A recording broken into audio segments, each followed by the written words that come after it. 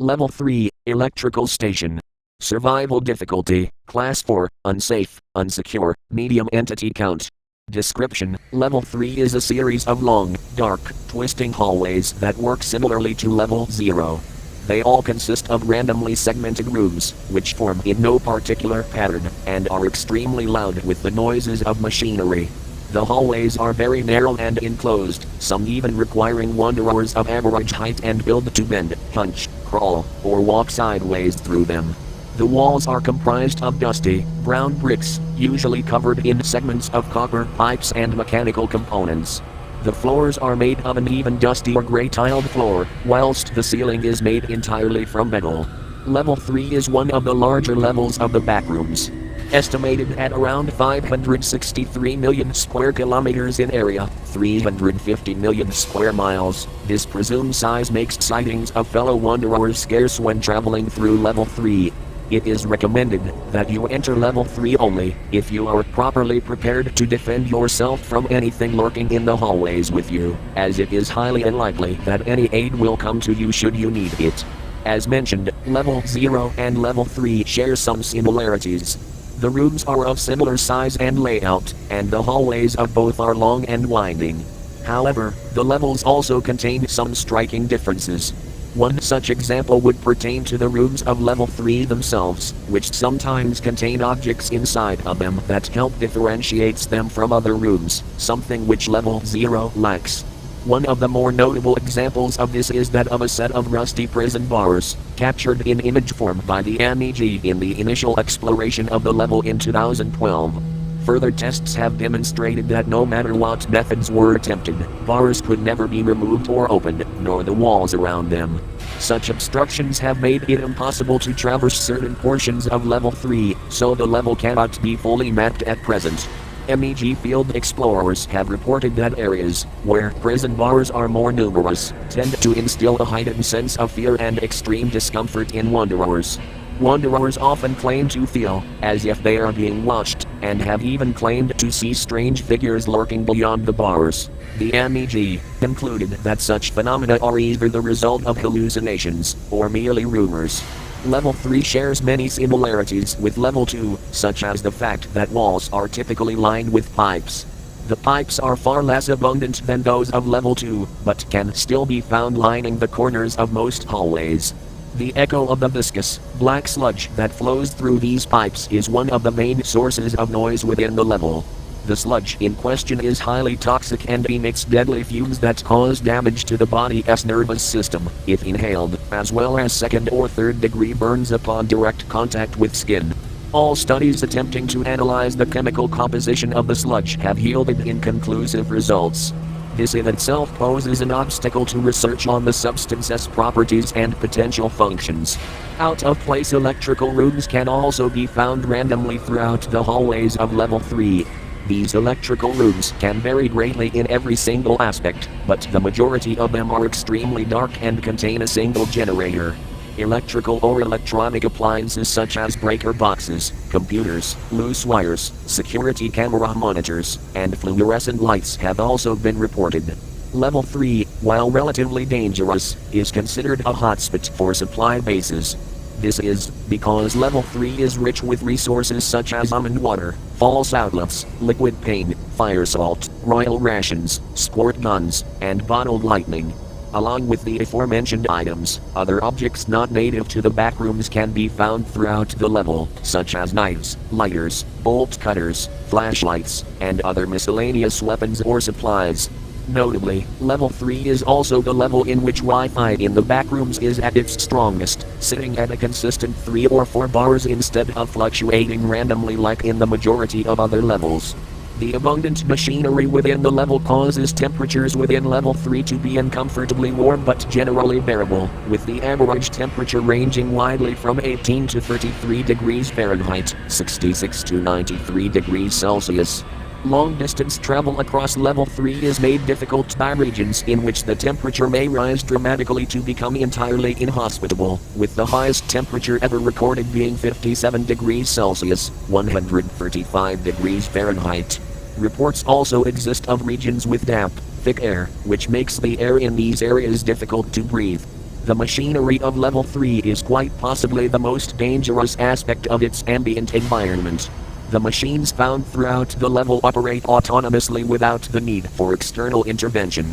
Wanderers may benefit from useful machinery or tap into the apparently infinite extra-normal supply of electricity powering them.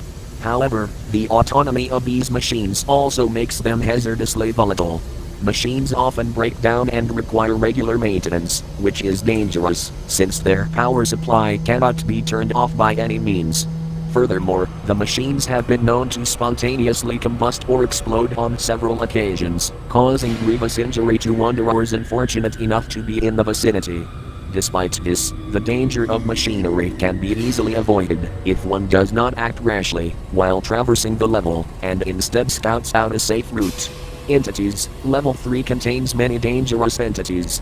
It is almost impossible to traverse large distances without encountering them at least once. Hounds, facelings, wretches, male and female death moths, skin stealers, dullers, smilers, clumps, and bursters all seem to inhabit this level, preying on anyone unlucky enough to succumb to them.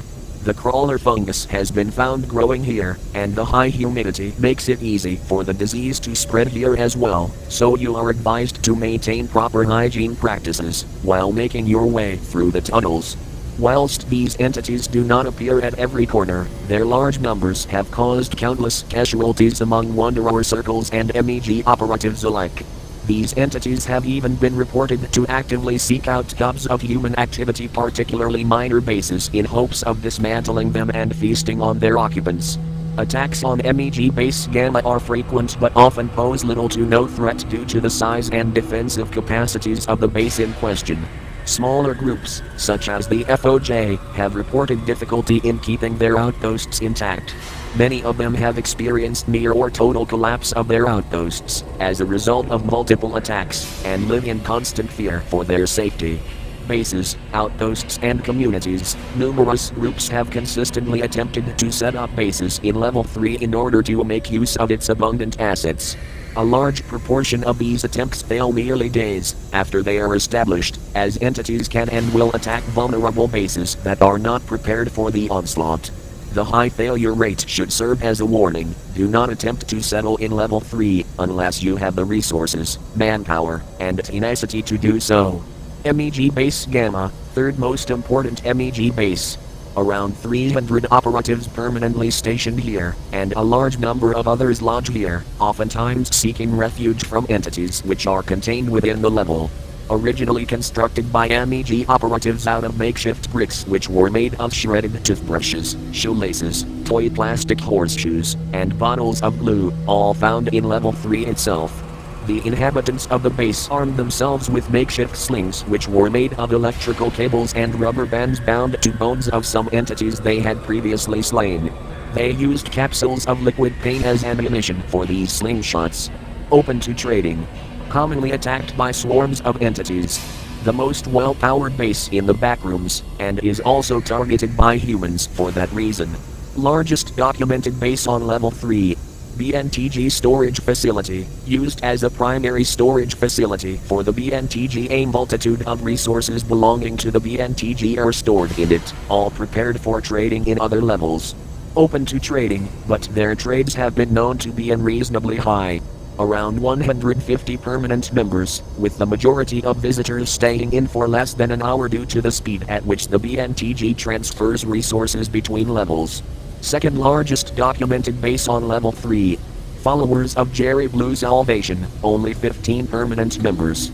Set up for the purpose of resource collection. Very small in size, and has come under siege and teetered on the edge of destruction multiple times. Hostile to those not willing to learn of Jerry. Unpredictable threat level. The Masked Maidens, unknown name, unconfirmed base. Rumored to exist after frequent attacks on base Gamma from the Maidens. If encountered, avoid at all costs. UEC base Scylla, unknown amount of members. Likely set up to collect resources. Not open to trading. Should not be approached. Entrances, unlocked doors on level 2 commonly lead to level 3. Elevators on level 4 and level 5 can lead back to level 3.